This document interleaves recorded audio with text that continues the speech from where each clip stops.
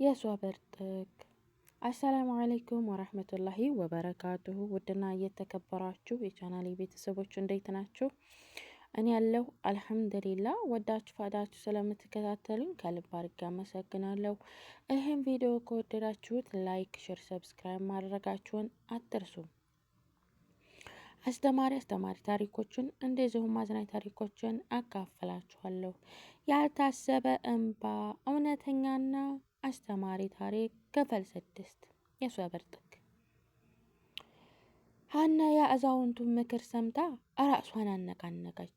አሁን ብቻዋን ብትሆንም እውነቱ ከእሷ ጋር ስላለ አልፈራችም።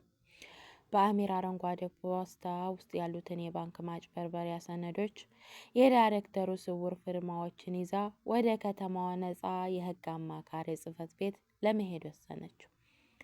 እኩለ ቀን ላይ ሀና የህግ ባለሙያውን ማግኘቷ ችላ እውነቱን በሙሉ አስረዳች። ባለሙያው ሰነዶቹን በጥንቃቄ ከተመለከተ በኋላ እፊቱ ላይ ታላቅ መገረም ታየ። ይሄ ሰነድ ጋሊድን ወዲያውኑ ከእስር ለማስፈታት ብቻ ሳይሆን ዳይሬክተሩን ያንን ባለሀብት በከፍተኛ የማጭበርበር ወንጀል በቀጥታ ወደ ወህኒ የሚያወርድ ታላቅ ማስረጃ ነው አለ የህግ ባለሙያው። ነገር ግን ይሄ ሰነድ ለፍርድ ቤት ከማቅረባችን በፊት በማዕከል ውስጥ ያሉ ህጻናትን ህጋዊ ጥበቃ ማረጋገጥ አለብን። ዳይሬክተሩ ህጻናቱን በመያዝነት ሊጠቀምባቸው ይችላል አለ። በዚህ ቅጽበት የሀና ስልክ በድንገት ጠራ። የደወለችው ማዕከል ውስጥ የምትሰራ ታማኝ እናት ነበረች። የሴትየዋ ድምፅ በለቅሶና በጭንቀት የተሞላ ነበር። ሀና ልጄ አሁኑ ድረሽ አለች እናትየዋ እየጮኸች። ዳይሬክተሩ ከጸጥታ አስከባሪዎቹ ጋር መጥቶ አንቺን ካላገኘ ማዕከሉን ዛሬውኑ እንደሚዘጋውና ልጆቹን በሙሉ ወደ ጎዳና እንዲያወጣቸው እየዛቱ ነው። ልጆቹ በረሃብና በፍርሃት እያለቀሱ ነው። የሀና ደም በውስጧ ቀዘቀዘ።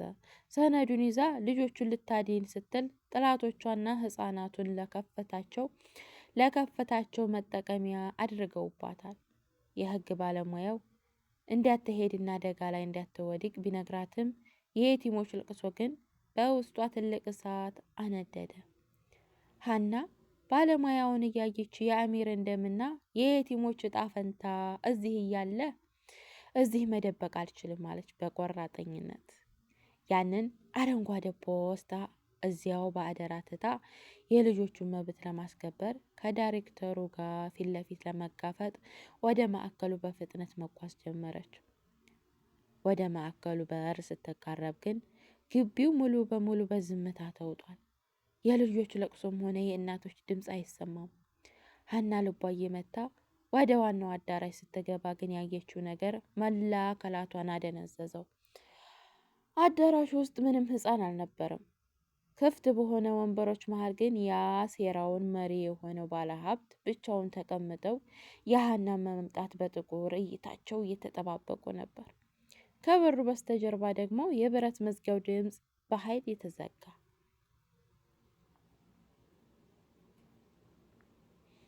የሰው ልጅ ሴራ የቱንም ያህል ረቂቅና ስል ቢሆንም ከፈጣሪ ዕቅድ በላይ ማሻገር አይችልም። እውነተኛ ሶብር ማለት የህይወታችን ፈተና ፍጹም ከባድ አቅጣጫ በሚጠፋበት ቅጽበት በነፍስ ውስጥ የሚበራው የእውነተኛ ጭላጭል መጠነኛ ብሎ ሙጥኝ ብሎ በፈጣሪ እዝነት መተማመን ነው። ሀና ከተማዋን አቋርጣ ወደ ማዕከሉ ስትቃረብ ልቧ በከፍተኛ ሁኔታ ይመታ ነበር። የስልኳ ጥሪ ካስደነገጣት በላይ የየቲሞች ህፃን የእናቶች እጣ ፈንታ በትከሻዋ ላይ አንድ ትልቅ ተራራ ከብዷታል። በማዕከሉ ግቢ ውስጥ የነበረው ድባብ የከሰመት ያህል የቀዘቀዘ ነበር። ዋናው በር ላይ ምንም አይነት የፊልም ማሳደድ ወይንም ታጣቂዎች አልነበሩም። ይልቁንም የነበረው እውነተኛ ማህበራዊ ሀዘን፣ የህፃናት ልብ የሚሰብር ለቅሶ ነበር። ወደ ዋናው መሰብሰቢያ አዳራሽ ስትዘለቅ እናቶችና ህፃናት አቅፈው መሬት ላይ ተቀምጠው አያታቸው ትናንሾች ልጆችን በረሃብ ምክንያት አይናቸውን በእንባ እያበሩ ወደ እናቶች እቅፍ ይሸሸጋሉ። በአዳራሹ ፊት ለፊት ጠረጴዛው አጠገብ ደግሞ የማዕከሉ ዋና ዳይሬክተርና የከተማዋ ትልቅ ባለሀብት ቆመው ነበር። ባለሀብቱ እንደ ቀደሟቸው በትዕቢት አልተሞሉም። ይልቁንም ፊታቸው ላይ ስውር ጭንቀት፣ ጥድፊያ ይታይባቸዋል። የሕግ ባለሙያው ጋር የደረሰው ሰነድ እረፍት እንደነሳቸው ያስታውቃል። ሀና ስትገባ ዳይሬክተሩ ፊታቸውን አዙረው በጥላቻ ተመለከቷት። በመጨረሻም መጣች አሏት ድምፆቿን ከፍ አድርገው። የያዘችውን ሰነድ ለማዕከሉ የሚመጣውን እርዳታ በሙሉ የሚያደናቅፍ ይሄ መጠለያ ወደ አሁኑ ወደ መዘጋት የሚያመራ የሐሰት ወረቀት ነው። ይሄ ወረቀት አሁኑ ካላመጣሽ እነዚህን ልጆች ዛሬውኑ ከዚህ ግቢ አውጥተን ለከተማ ጎዳና እንሰጣቸዋለን አሉ። ንብረት የክብር ባለሀብት ስለሆነ ማንም ሊከለክል አይችልም። ሀና ወደ ልጆቹ ተመልክታ እንባዋ መጣ። እናቶች በአሳዛኝ አይን አዩዋት። ሀና ልጄ እባክሽ አድኒኝ ይሏታል። ይሄ ስለ ንቦና ጫና በሀና ላይ ከባድ ፈተና ሆነባት። ሰነዱን ለሕግ ባለሙያ ሰጥተዋለች። ነገር ግን የሕግ ሂደቱ ጊዜ ይወስዳል። እነዚህ ስግብግብ ሰዎች ግን ሕፃናቶችን እንደ መጫወቻ ማስፈራሪያ እያደረጉባቸው ነው። ባለሀብቱ ወደ ሀና በጥቂት ተጠግተው ድምፃቸው ለስለስ አድርገው ሀና ልጄ አሏት። አሁንም በስውር ክፋት እኛ ማዕከሉን ማፍረስ አንፈልግም። ነገር ግን በአሚር ስም የሚመጣው የንብረት ልማት ገንዘብ በእኛ ቁጥጥር ስር መሆን አለበት። ያህንን አረንጓዴ ፖስት ከሕግ ባለሙያው አስመልሽ። ለእኛ ከሰጠሽን ማዕከሉም ይቀጥላል፣ ልጆቹም አይበተኑም። ለእነሱም ስትይ እውነቱን ቅረቢ አሏት። ሀና በጥልቀት ተነፈሰች። አሚር በደሞ የጻፈውን አደራ የየቲሞችን መብት ለክፋት አሳልፋ መስጠት አልፈለገችም። ይሄ ማዕከል የየቲሞች እንጂ የእናንተ ንግድ ማምረቻ አይደለም አለች፣ ድምጿ እየተንቀጠቀጠ ቢሆንም በቁርጠኝነት። እውነትን መቅረብ አትችልም። የሕግ ባለሙያው ሰነዶቹን ይዞ ወደ ከፍተኛው ሕግ አካል አምርቷል። እናንተ የሚጠበቅባቸው የሕግ ተጠያቂነትን ብቻ ነው። ዳይሬክተሩ በንዴት ጠረጴዛውን መቱ። እንግዲያውስ መዘዙን ትቀበላለች። ጠባቂዎች ልጆችንና እናቶችን በሙሉ አሁን ዕቃቸውን እያስወጣችሁ ከግቢው አስወጡ ሲሉ ጮኹ። በአዳራሹ ውስጥ ታላቅ ሁከትና የጸጥታ ለቅሶ ተነሳ። እናቶች ልጆቻቸውን አቅፈው መጮህ ጀመሩ። ሀና ምን ማድረግ እንዳለባት ግራ ገብቷት በቆመችበት በአዳራሹ ዋና በር በኩል አንድ ሰው በቁርጥ እርምጃ ገባ። ይሄ ሰው በዋስ ተፈቶ የመጣው ካሊድ ነበር። ካሊድ ፊቱ ላይ ታላቅ ቁጭትና ድካም ይታይበታል። ወደ ዳይሬክተሩ ወደ ባለሀብቱ እየተመለከተ ማንንም አታስወጡ ማለት ድምፁን አዳራሹን እየሰነጠቀ። ካሊድ ወደ ሀና ተጠግቶ በረጅሙ ተነፈሰ። አይኖቹን በትኩረት እያየ ሀና ይቅርታ አድርግልኝ፣ ይሄ ሁሉ በእኔ ምክንያት የመጣ አደጋ ነው አላት። ድምፁ ውስጥ እንግዳ የሆነ ሚስጥር፣ እጅግ የከበደ ጸጸትና ስሜት እየተሰማ። ሀና የካሊድ ቃላት ስትሰማ በዳይሬክተሩ ፊት ላይ የሚታየው ያንን ያልተጠበቀ ድል አድራጊነት ፈገግታ ስትመለከት በትረካው ውስጥ ሌላ ያልተጠበቀነት ጥልቅ የሆነ ማህበራዊ ክህደት መጋረጃ መዘርጋቱን ተገነዘበች። ካሊድ ለማዕከሉና ለልጆቹ ሲል ምንም አይነት ስምምነት አድርጎ ይሁን ወይስ ከጀርባው ሌላ እውነትም አለ አለች በልቧ። የሰው ልጅ እምነት በአንድ ቅጽበት ክህደት ሲጋረድበት በውስጧ የሚፈጥረው ስብራት ከማንኛውም አካላዊ ስቃይ በላይነት ይከብዳል። እውነተኛ ሶብር ማለት ግን የአይን ምስክርነት፣ የልብ መተማመን በተቃራኒት መንገድ ሲጓዝ እውነት ራሱን እስኪጋፈጥ ድረስ ነፍስህን ከቸኮላ ውሳኔ ጠብቀህ ማየት መቻል ነው። የካሊድ ቃላት በአዳራሽ ውስጥ የነበሩትን እናቶችና የየቲሞችን ሕፃናት ለቅሶ ለአፍታ ጸጥ ያደረገ መሰለ። ሀና የሰማችውን ማመን አቅቷት በቆመችበት በአጠገቧ ያለውን የካሊድ ትንፋሽ መቆራረጥ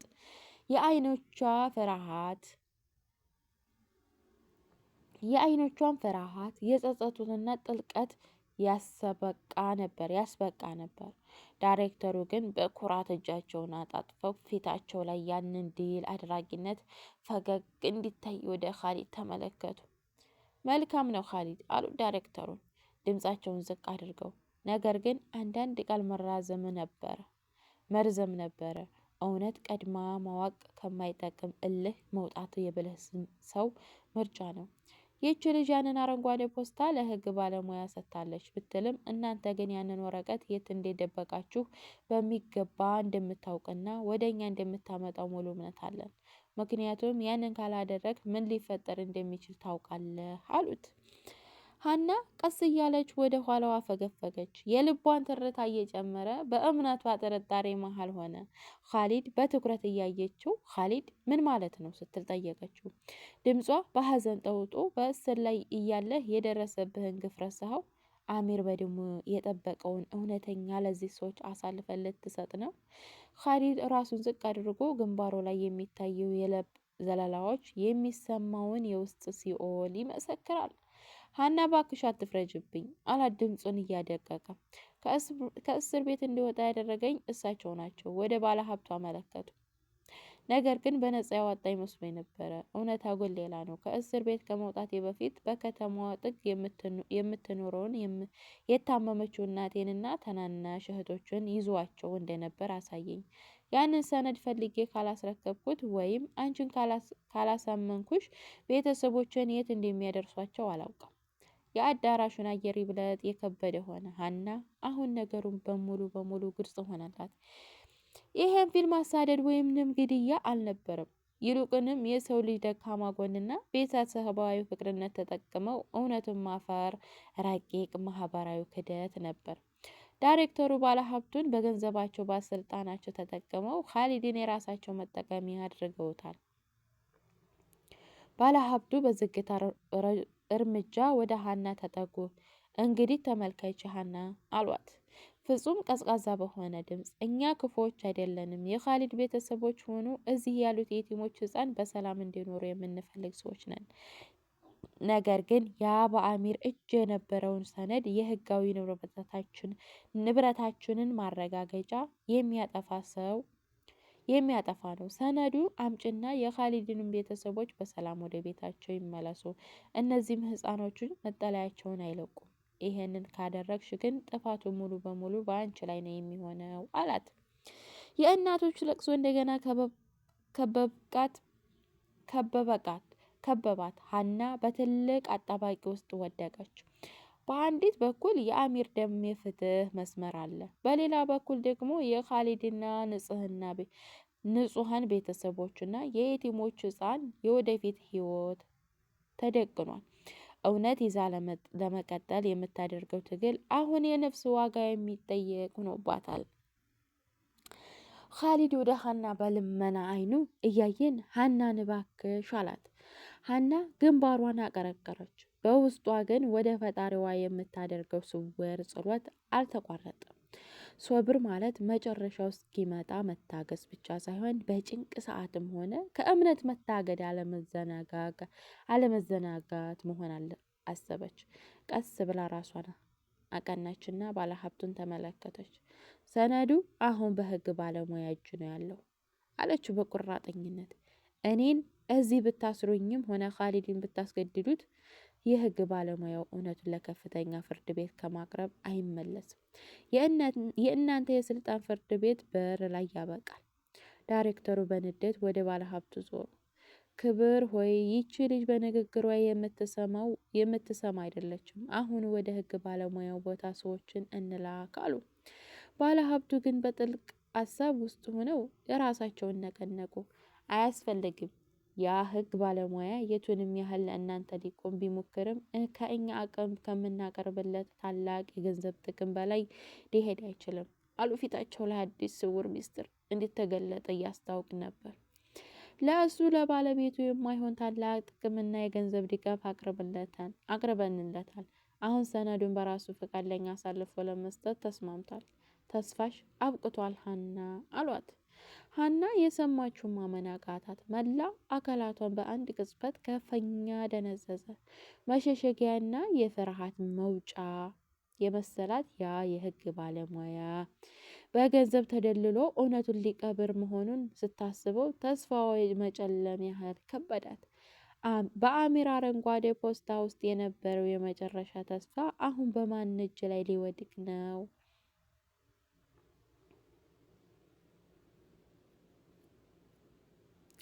የሰው ልጅ መሸሸጊያ ያጣበት የክፋትነት መረብ። ከተማዋ በአጠቃላይ ቅጽበት ተስፋና መልሶ ለመከተል የሚመጣው የእውነተኛ ኃይል ምንጭ ረቂቅ ነው። እውነተኛ ሶብር ማለት በዙሪያችን ያሉ ታማኞች በገንዘብና በስልጣን ፈንታ ተንበርክከው ሲከዱህ ገና ያልታየው የፈጣሪ ድል በእርም መጠበቅ ነው። ባለሀብቱ ተስፋ ሻብቅቷል ሀና ሲሉ የተናገሩት ቃል በአዳራሽ ውስጥ ከባድ የጸጥታ ማዕበል ፈጠረ። መሸሸጊያና የፍርሃት መውጫ የመሰላት ያ የህግ ባለሙያ በገንዘብ ተደልሎ አዳራውን አሳልፎ መስጠቱ ሀና ላይ ተራራ ያክል ከበዳት። በአሚር አረንጓዴ ፖስት ውስጥ የነበረው የመጨረሻው ተስፋ አሁን በጠላቶች እጅ ሊወድቅ ነው። ከማዕከሉ ግቢ ውጭ ያቆመው የተሽከርካሪ ድምፅ ዝም ሲል የባለ ሀብት ፊት ላይ የነበረው የድል አድራጊ ፈገግታ ይብለጥ በረታ። የህግ ባለሙያው በገንዘብ ድል ማድረጋቸው የመጨረሻው የጥፋት ምዕራፍ እንዲጨርሱ አድርገው እንዲያስቡ አደረጓቸዋል። ሀና ግን በጥልቅ ድንጋጤ ውስጥና አይኖቿ ወደ አዳራሹ መግቢያ በር ላይ ተክለዋለች። የበሩ መክፈቻ በዝግታ ተንቀሳቀሰ። ወደ ውስጥ የገባው ሰው ግን ያ የህግ ባለሙያ አልነበረም። ይልቁንም ረጅምና ዘና ያሉ እርምጃ የተራመዱ፣ እፊቱ ላይ ምንም አይነት የፍርሃት የማይታይበት፣ በእድሜ ጠለቅ የተሰዋላቸው እና በማዕከሉ አካባቢ ያሉ ድሆች በሚገባ የሚያውቁት አንጋፋ የሀገር ሽማግሌ የቀድሞ ማዕከላዊ መስራች አባል የነበሩ አባ ኃይሉ ነበሩ። ሀና ከጥቂት ሰዓት በፊት ወደ ማዕከሉ ከመምጣቷ ቀደም ብሎ በስልክ ደውላ ማዕከሉ ትልቅ አደጋ ላይ መሆኑን የነገረቻቸው ብቸኛው ሰው እሳቸው ነበሩ። አባ ኃይሉ ወደ አዳራሹ ሲገቡ የዳይሬክተሩ ፊት በአንድ ቅጽበት ተለወጠ። ባለ ሀብቱም ቢሆን ከተቀመጠበት ድንጋጤ ቀና አሉ። አባ ኃይሉ በተራቸው መሬት ላይ እየተደገፈ ወደ መሀል ጠረጴዛው አመሩ። አይኖቻቸው መጀመሪያ ያረፉት በየቲሞች ልጆች እናቶች ላይ ነበር። ይሄ ሁሉ ሀካታና ለቅሶ በህፃናት ላይ ያመጣው ምንድን ነው? አሉ አባ ኃይሉ። ድምፃቸውን የጎላና ከበድ ያለው ነበረ። ዳይሬክተሩ ለማረጋጋት እየሞከረ አባባ እርስዎ እዚህ ምን ያደርጋሉ? ይሄ ማዕከል የውስጥ አስተዳደራዊ ጉዳይ ነው አሏቸው። ድምፃዊ ውስጥ ስውር መንቀጥቀጥ እያሳበቀ አስተዳደራዊ ጉዳይ ወይስ የንጹሐናዊ መብት የመቀማት ሴራ? አባ ኃይሉ ወደ ባለሀብቱ ዞሩ። ክብር ሆይ በአሚር ስም የሚመጣውን ገንዘብ የዚህ ማዕከል ይዞታ ወደ ራስዎ ንብረት ለመቀየር የሄዱበት ርቀት እጅግ አሳዛኝ ነው። ያ የህግ ባለሙያው የእናንተ ታላቅ የገንዘብ ጥቅም ተቀብሎ ሰነዱን አሳልፎ ለመስጠት መስማማቱን ሰምቻለሁ። ነገር ግን አንድ የረሳችሁት ትልቅ እውነት አለ። ሀና ከተቀመጠችበት ቀን አለች፣ በውስጧ አንድ አዲስ የተስፋ ጭላጭል መብራት ጀመረ።